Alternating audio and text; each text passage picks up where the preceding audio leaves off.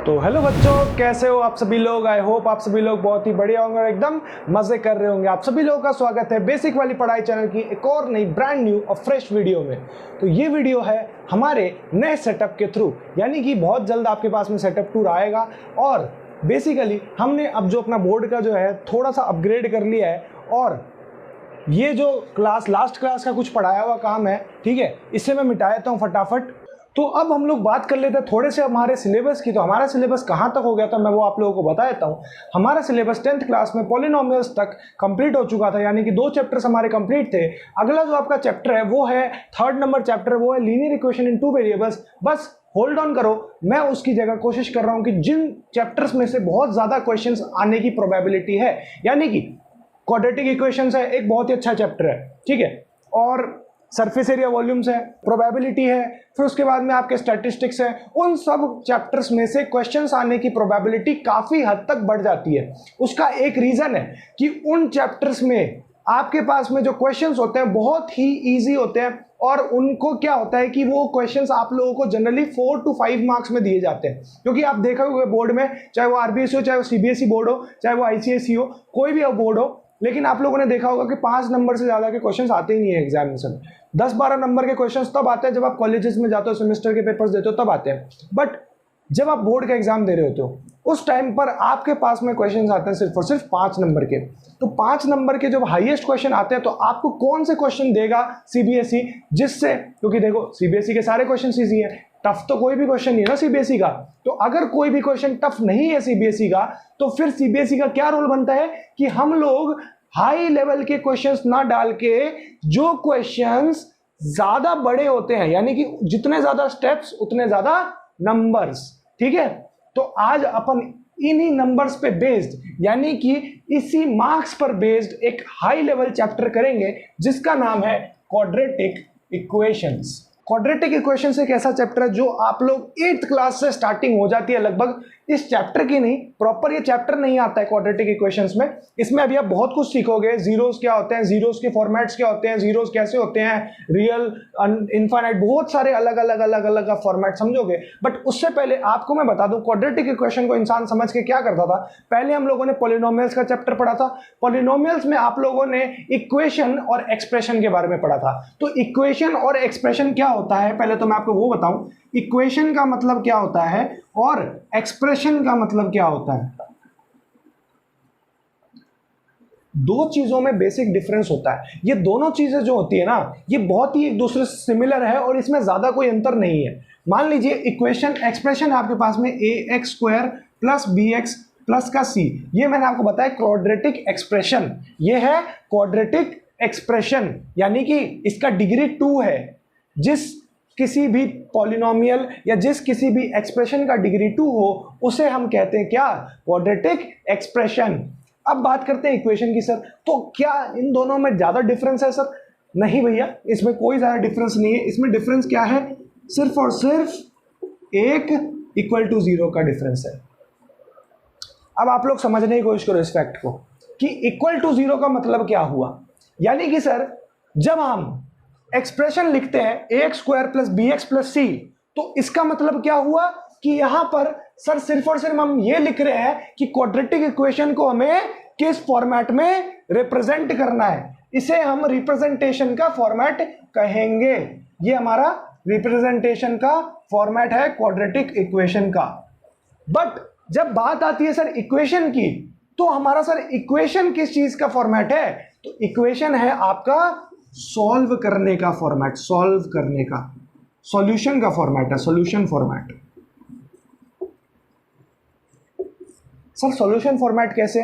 अब देखो बात सुनो, यहाँ पर बहुत ही इंपॉर्टेंट बात है। ये हो गया रिप्रेजेंटेशन का फॉर्मेट, ये हो गया सॉल्यूशन का फॉर्मेट। सॉल्यूशन और रिप्रेजेंटेशन में बस इतना ही अंतर है कि यहाँ पर आपको चीजें सिर्फ और सिर्फ रिप्रेजेंट करनी होंगी, कि आपको दिखाना पड़ेगा। मान लीजिए आपके पास में एक ऐसा एक्सप्रेशन दिया हुआ है कि आपके पास में है 5x माइनस का 2x² प्लस का 2, ये आपके पास में एक एक्सप्रेशन और ये लिखा हुआ है कि इसमें रिप्रेजेंट करिए ये एक्सप्रेशन। तो आप कैसे रिप्रेजेंट करिएगा सर? माइनस का 2x² प्लस का 5x प्लस का 2। अब अगर आप चाहें तो आप कहोगे कि सर हमने रिप्रेजेंट तो कर दिया, जनरली रिप्रेजेंट ऐसे ही होगा, इससे ज़्यादा रिप्रेजेंट नहीं होगा। जनरली क्या करते हैं लोग, इसको पॉजिटिव बना के बाकी चीज़ों को नेगेटिव कर लेते हैं, तो वो अपन को करने की जरूरत नहीं है। अपन सिर्फ और सिर्फ समझ रहे हैं कि रिप्रेजेंट कैसे करना है। तो ये अब रिप्रेजेंट कैसे हो गया, इसके अकॉर्डिंग हो गया। लेकिन बात करनी है सर सोल्यूशन के बारे में, कि इक्वेशन में तो सर आपने बोला कि हमें सोल्यूशन फाइंड करना पड़ेगा, तो सोल्यूशन आप लोग कैसे फाइंड करेंगे मैं वो आपको बताता हूं। क्या होता है कि सोल्यूशन फाइंड करने के काफी सारे ट्रिक्स होते हैं क्वाड्रेटिक इक्वेशंस में। तो ये चीज तो हम लोगों ने पढ़ ली थी लास्ट क्लासेस में कि सर हमें 9th क्लास में क्या करना था, 8th क्लास में क्या करना था। अब हमें पढ़ना है कि इसमें इक्वेशन के सॉल्यूशंस निकालने के कितने सारे फॉर्मेट्स हैं, यानी कि कितने टाइप्स हैं उसके इक्वेशन के सॉल्यूशन निकालने के। तो पहली बात तो ये है कि जब आप किसी भी इक्वेशन का सॉल्यूशन निकालने जाएंगे तो आपको पहली बात तो उसे चेक करना है कि क्या वो अपने जो ओरिजिनल फॉर्मेट है उसमें लिखा हुआ है या नहीं। अगर उसमें नहीं लिखा हुआ है तो आपको सोल्यूशन निकालने में दिक्कत आ सकती है और आप सोल्यूशन निकाल ही नहीं सकते। मान लीजिए कि क्वाड्रेटिक इक्वेशन का आप सोल्यूशन निकाल रहे हैं, मान लीजिए इसी का आप सोल्यूशन निकाल रहे थे, लेकिन आप इसका सोल्यूशन नहीं निकाल सकते। उसका क्या रीजन है? उसका सिर्फ और सिर्फ एक रीजन है कि भैया ये अपने ओरिजिनल फॉर्मेट में ही नहीं है। अगर ये अपने ओरिजिनल फॉर्मेट में ही नहीं है तो इसका आंसर डेफिनेटली गलत आएगा। ठीक है, तो अगर इसका आंसर गलत आ गया तो अपना जो क्वेश्चन है और जो एग्जामिनर है वो अपने नंबर काट लेगा। तो अपन को क्या करना पड़ेगा भैया, अगर ऐसा क्वेश्चन आ जाए अपने एग्जाम में कि फाइंड इट्स सॉल्यूशन या find the solution for the equation, मान लो कि क्वेश्चन आ गया तो आप कैसे निकालोगे? बच्चे तो यहाँ पे कंफ्यूज, बच्चे तो निकालने बैठ जाएंगे। मैं जो ट्रिक बताऊंगा उसके अकॉर्डिंग बच्चे तो निकालने लग जाएंगे, है ना। तो अब देखो आपने क्या करना है, आपने कभी भी अगर ऐसा फॉर्मेट में आए क्वेश्चन, यानी कि ऐसे फॉर्मेट में मतलब वैल्यूज आपकी स्प्लिट की हुई हो, तो सबसे पहले आपको क्या लिखना है, सबसे पहले आपको लिखना है कन्वर्टिंग या writing the equation into the algebraic format. Writing the equation into algebraic format, ये हो गई आपकी अलजेब्रिक फॉर्मेट। अगर आप इसे सॉल्व करेंगे तो एग्जामिनर आपको पूरे नंबर देगा। ठीक है, बात समझे। अब देखो यहां पर बात करते हैं सर क्वाड्रेटिक इक्वेशन को सॉल्व करने के कितने तरीके होते हैं। पहला तरीका तो भाई साहब बहुत ही ज्यादा प्रचलित है, जिसका नाम है middle term split. Middle term split एक ऐसा मेथड है जो हम लोग बचपन से यूज करते हुए आ रहे हैं, और इस मेथड में कुछ नया बताने लायक नहीं है, तो मैं आपको ज्यादा इसके बारे में नहीं बताऊंगा, हल्का फुल्का डिटेल में बता दूंगा कि जब भी ax² और c को ax² इंटू सी आप जब करते हैं तो इसका जो भी आता है, यानी कि ax² c यानी acx² ये आता है, तो इसके जो फैक्टर्स होंगे ना, फैक्टर्स, वो फैक्टर्स आपको ऐसे लेने पड़ेंगे कि या तो वो प्लस होके bx का बना ले टर्म, या तो देखो, या तो मान लो फैक्टर ax और cx है, तो या तो वो प्लस होके bx बना ले, और या तो वो माइनस होके bx बना ले।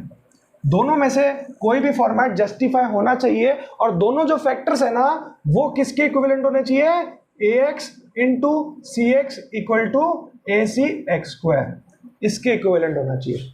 ठीक है, तो अगर ये कंडीशंस फुलफिल होंगी तभी आप मिडिल टर्म स्प्लिट कर सकते हैं, और ये बातें मैंने ऑलरेडी बता रखी हैं। अगर नहीं देखी आप लोगों ने तो वीडियोस जाके देख लेना। 9th क्लास में बहुत ही अच्छी तरीके से, 8th क्लास में बहुत ही अच्छी तरीके से मिडिल टर्म स्प्लिट को मैंने समझा रखा है।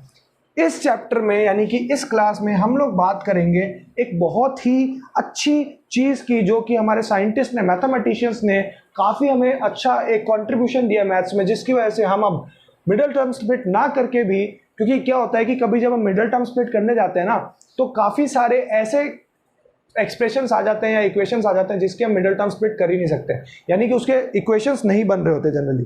तो अगर उनके इक्वेशंस नहीं बनेंगे तो डेफिनेटली यार हमारे पास में वैल्यू तो आ नहीं पाएगी x की। तो x का सर अगर सोल्यूशन निकालना है तो फिर कैसे हम निकालेंगे? मान लीजिए इमेजिनरी आपको रूट्स निकालने हैं तो वो इससे तो नहीं निकलेंगे, तो उसके लिए हमारे पास में होता है बहुत ही फेमस क्वाड्रेटिक फॉर्मूला, जिसके बारे में आप इस क्लास में पढ़ेंगे। क्वाड्रेटिक फॉर्मूला, क्वाड्रेटिक फॉर्मूला क्या होता है, कैसे करते हैं उसे, ये सब चीज़ें मैं आपको धीरे धीरे करके आने वाले लेक्चर्स में बताऊंगा। ठीक है, तो आई होप आपको इतना कॉन्सेप्ट क्लियर होगा। अगर आपको नोट डाउन करना है, मैं हल्का सा साइड हो जाता हूं, आप लोग इजीली नोट डाउन कर लीजिएगा। ठीक है, अब बढ़ते हैं अपने आज के इंट्रोडक्टरी तो हो गया, मैंने बता दिया एक्सप्रेशन इक्वेशन में क्या डिफरेंस होता है। ठीक है, आपको मैंने काफ़ी सारी चीज़ें भी बता दी कि हम लोग किस बारे में स्टडी करेंगे इस चैप्टर में, हमें क्या बारे में हम स्टडी करके आ चुके हैं, यानी कि रिप्रेजेंटेशन वाला पार्ट हमने स्टडी कर लिया। अब हमें सोल्यूशन वाला फॉर्मेट स्टडी करना है, ठीक है। सोल्यूशन वाले में भी हमने जो फर्स्ट स्टेप है वो स्टडी कर रखा है, ये हमें स्टडी करना है अभी, ठीक है। तो आई होप आपको ये वाला पार्ट क्लियर होगा। आगे पार्ट पे बढ़ते हैं। अब आप लोगों के पास में एक बहुत ही छोटा सा चीज आता है कि सर क्वाड्रेटिक इक्वेशन क्या होती है। क्वाड्रेटिक इक्वेशन होती है ax square plus b x plus c. अगर इस फॉर्मेट में कोई भी इक्वेशन आपको दी जाती है तो वो एक क्वाड्रेटिक इक्वेशन है, ठीक है। तो अब आपने क्या करना है कि सर इसमें दो कंडीशंस होती है। बेसिकली मेजर तो एक कंडीशन होती है कि सर a जो है वो नॉट इक्वल टू 0 होना चाहिए। a अगर नॉट इक्वल टू 0 होगा तभी ये क्वाड्रेटिक इक्वेशन बनेगी। अगर b 0 हो गया, c 0 हो गया, उससे आपको फर्क नहीं पड़ना चाहिए, क्योंकि हमारे पास में सर अगर x स्क्वायर की वैल्यू है, यानी कि x स्क्वायर इंटू 1 है, तो आपके पास में ये क्वाड्रेटिक इक्वेशन हमेशा ही रहेगी, ठीक है। अब मैं कुछ क्वेश्चंस आपको एग्जांपल्स कराता हूं, बेसिकली कुछ क्वेश्चंस आपको कराते हैं और फिर उसके बाद में इस लेक्चर को हम खत्म करेंगे और उसके बाद में आप एक्सरसाइज 4.1 इजीली सॉल्व कर पाएंगे। ये देखो यार, आप लोगों के पास में 4 क्वेश्चंस मैंने दे दिए हैं। इसके बाद फिर अपन क्लास एंड करेंगे आज की, ठीक है। ये इंट्रोडक्टरी लेक्चर था क्वाड्रेटिक इक्वेशंस का। आप लोगों को आई होप इंट्रोडक्टरी लेक्चर जो है वो थोड़ा अच्छे से समझ आया होगा, ठीक है। थ्योरी हमने समझा दी है। अब बात करते हैं सर जी, यहाँ पर बात करते हैं कि आपको क्या चेक करना है। Check whether the following are quadratic equations और नॉट। अब आपको पता करना है कि यहाँ पर क्या ये इक्वेशन जितनी भी हैं वो आपके पास में क्या वो क्वाड्रेटिक इक्वेशंस है या नहीं है, ठीक है। तो अब बात करते हैं, चलो सर यहाँ पर हम फॉर्मूला खोलते हैं। पहली बात तो एक्स स्क्वायर, ठीक है, माइनस का 4x प्लस का 4 plus 1 equal to 2x minus 3। यहाँ पर x square minus 4x plus 5 हो गया इक्वल टू 2x माइनस का 3 हो गया, ठीक है। अब देखो यहाँ पर क्या आ रहा है, यहाँ पर आ रहा है भैया ये आपके पास में, अगर आप इसको 3 को आप इधर लेके आते हैं, यानी कि एक्स स्क्वायर माइनस का 4x प्लस का 5 प्लस का 3 इक्वल टू 2x, तो ये आपके पास में हो गया एक्स स्क्वायर माइनस का 4x प्लस का 8 इक्वल टू 2x। और फिर उसके बाद में हो गया एक्स स्क्वायर माइनस का 4x, यहाँ पर आप -2 ले आइए, यानी कि 2 यहाँ पर पॉजिटिव में था, यहाँ पे नेगेटिव में हो जाएगा, प्लस का 8 इक्वल टू 0। तो ये आपके पास में देखो वैल्यू क्या आ गई यहाँ पर।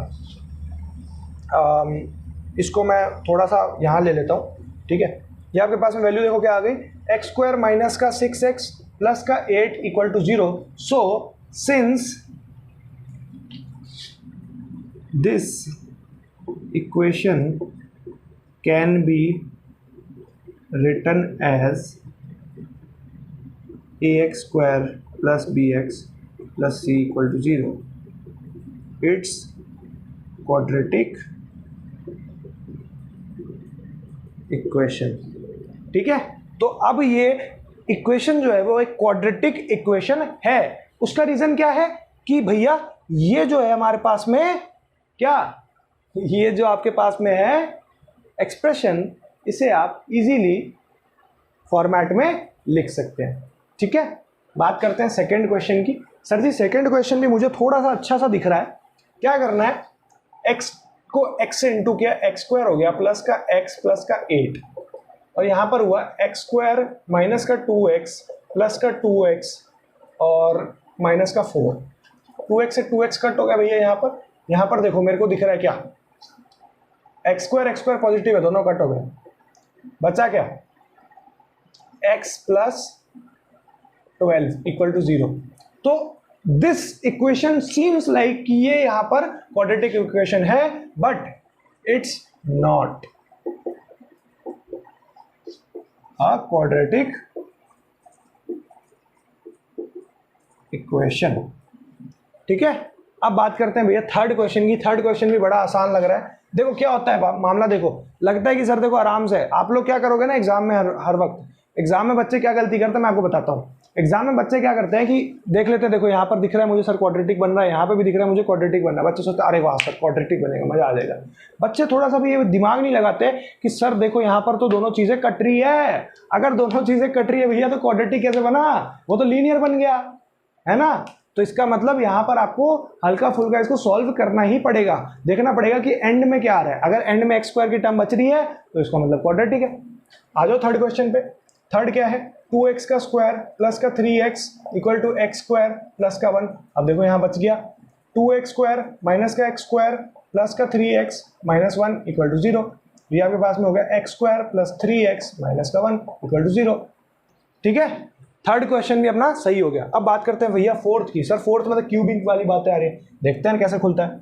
क्यूब का फॉर्मूला क्या होता था पहले, x प्लस ए का फॉर्मूला क्या होता था, x प्लस ए का फॉर्मूला क्यूब का, sir x cube plus 3a square b, a plus b का होल क्यूब का फॉर्मूला क्या था, x a cube plus 3a square b plus 3ab square plus b cube. इसके according करो काम, sir x cube plus 3a square b यानी कि into 2 plus 3a into b का स्क्वायर प्लस कितना हो गया, यहाँ पे नीचे कर लो, प्लस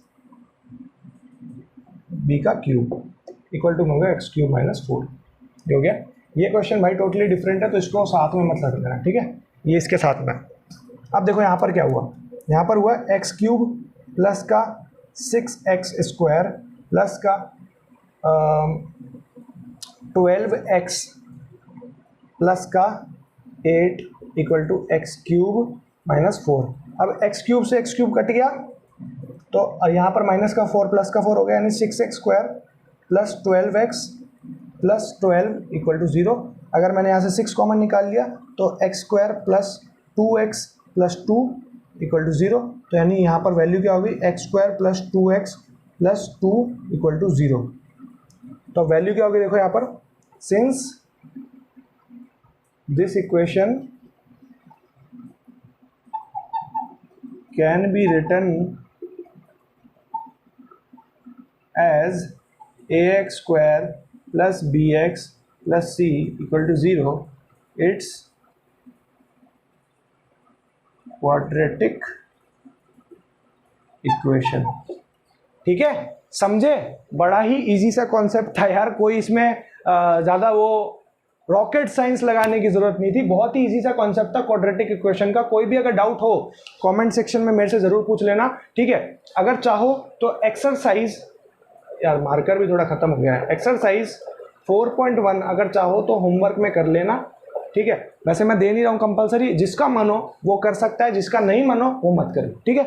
तो आई होप आपको ये वीडियो अच्छी लगी होगी। अगर ये लेक्चर अच्छा लगा है तो इस वीडियो को जाके एक लाइक दे दो, चैनल पर नए हो चैनल को सब्सक्राइब कर देना। ऐसी और वीडियोस के लिए बने रहिए हमारे चैनल बेसिक वाली पढ़ाई पे। तब तक के लिए मैं मिलता हूँ आपसे एक और नई तड़कती भड़कती वीडियो में।